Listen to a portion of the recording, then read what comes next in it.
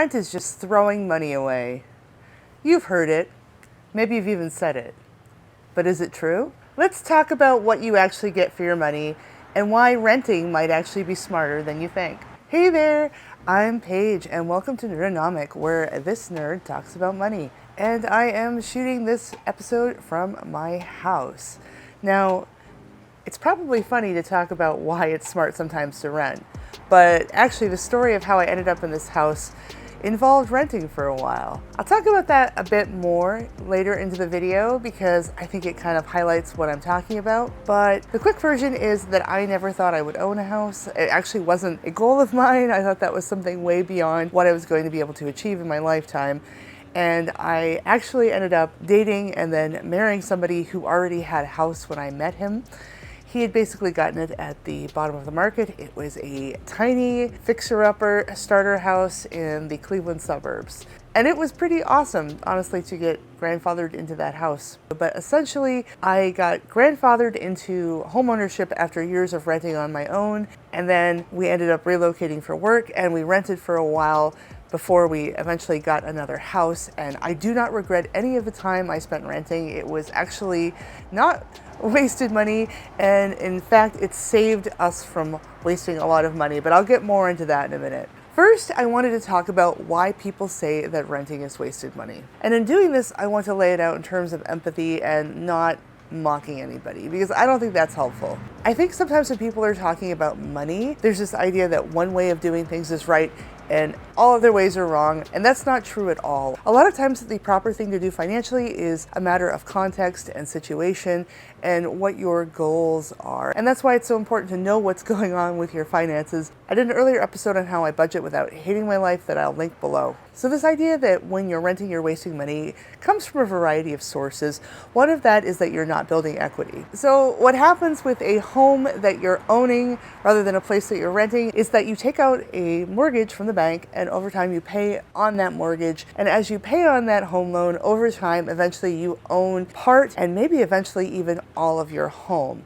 And that part that you own, that stake that you own in your home, is called your home equity. Now, when you're renting, you don't get that. Honestly, home equity is probably one of the best financial arguments towards home ownership, but it's not always the best idea. And I will talk about that a little bit later because people don't necessarily always understand how home equity works. There are circumstances in which you won't get home equity, for example, but we'll talk about that in a minute. Another big reason that people think that renting is throwing money away is simply because of cultural bias.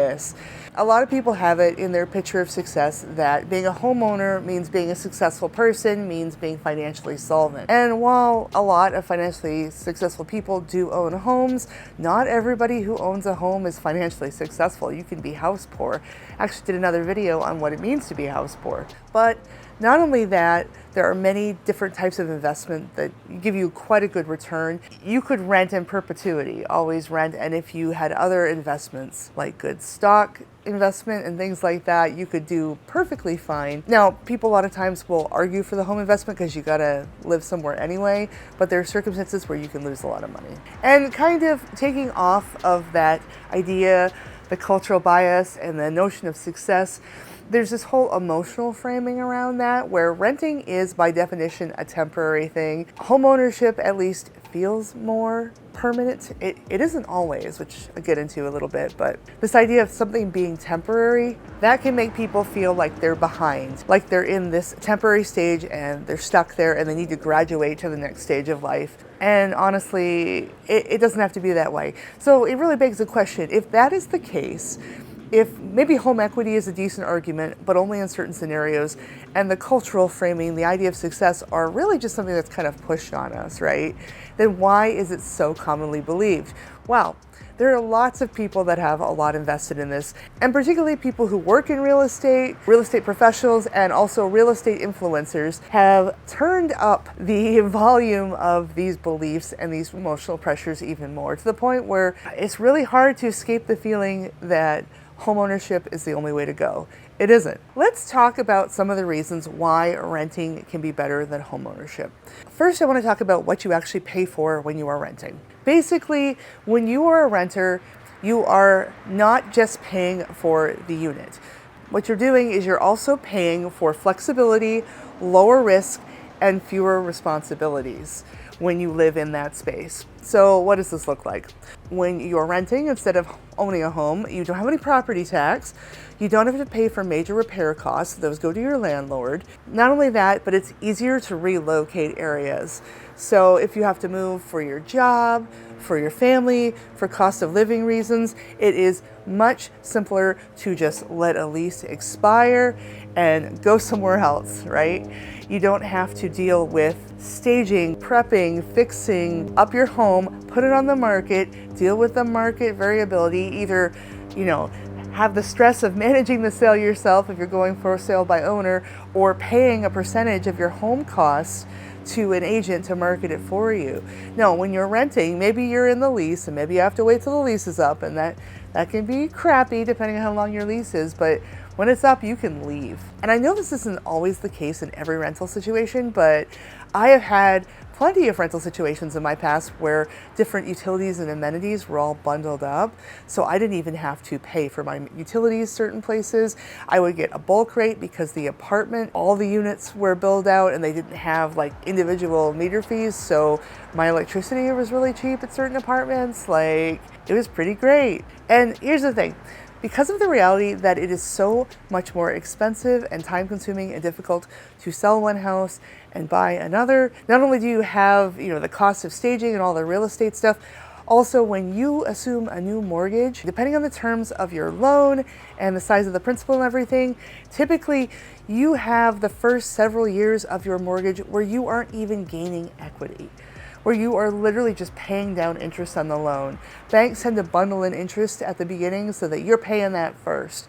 So, if you think about that and you think about having to pay percentage points on either side, buying and selling, it actually doesn't make sense financially unless something crazy happens with the market. But, even then, all the house prices go up on the other side, right? It doesn't make sense to sell your house if you're not going to be there for at least 5 or 10 years. And that's great if you have one house and you just stay in it. For us, we've both relocated cross country a few times. And one of the relocations, I actually did a video about it, was a huge financial upside for us. We ended up moving to Dallas for about 4 years and we rented the whole time. And I'll tell you what, I am so glad, because we were able to get the benefit of that cost of living thing. And then we were actually nomadic for a couple of years in an RV, and that was super fun. We got to experience that. That was like renting on steroids. Sometimes we were renting by the day, and we got to figure out exactly where we wanted to have our forever home, which is what we're in now. I didn't even know we wanted to live here until we went and we tried living everywhere. We discovered where we really liked. Then even once we figured out the general area we wanted to get a house, we were able to live in an RV for 6 months, renting by the month over there. And we saved a lot of money on our house transaction, which I also talked about in another video that I will also link. Here's the thing. Sometimes people will be like, well, why did you do that? Oh my gosh, you gave up your equity. We went and we invested in the market, and the market did good returns to us. We had a great relocation package for my husband. He makes a lot more than what he did before we were able to relocate, and for him to pursue his career heavily. I always had my mobile career. I've done a lot of things online. I am a business person. I run my own business, so I was able to do that. But the job flexibility helped us tremendously. And while we were sacrificing equity, we upped our investments into actual money markets and things like that. And that paid off very well. We had no problem getting a down payment on a bigger house than our starter house once we settled down to where we wanted to be. So we basically, between house 1 and house 2, we rented an apartment for 4 years, and then we were mobile in an RV for a couple of years. So we rented for about 6 years between our 2 home ownership experiences, and I am so glad, because we didn't know where we wanted to be. Not everyone wants the asset of a house, and sometimes it's just not the right time for you. Okay, so let's talk about who renting makes sense for. Honestly, young professionals and career-oriented people are definitely good fits for this, just for the reasons I talked about. Remote workers. He and I are both remote workers. We were able to kind of bounce around to low cost of living areas, especially when we were in the RV. People who are unsure where they want to live. Again, this was us. If you're focusing on your business and where you need to be for your business, or on debt payoff, or saving for a down payment on your house, it could be a right time for this. And frankly, Look, maybe homeownership isn't always the terminal end goal, right? Maybe you're someone who wants to prioritize your self-care and your mental health over lawn care. I'll be real with you. My husband's very handy. He's very much into fixing things. He's very good at that. If it were just me, I would probably either rent forever or do some kind of condo situation, just being real with you. I don't think I would do this, honestly, if it were just me. He makes it work. We've made it work.